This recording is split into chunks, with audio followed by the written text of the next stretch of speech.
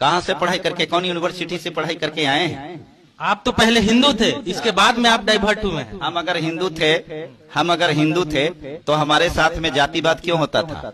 हम अगर हिंदू थे तो हमारा पूर्वज भी हिंदू रहा होगा, तो उसको नंगे क्यों घुमाया जाता था? उसके गले में हांडी क्यों बांधा गया था? उसके कमर में झाड़ू क्यों बांधा गया था? और एक बात बताइए कि अगर हम हिंदू थे तो हमारे बच्चे को भगवान के नाम लेने पर उसको जीभ क्यों कटवाया गया था? ये बता दीजिए। हम हिंदू थे ना, तो भगवान का नाम लेने का अधिकार था ना?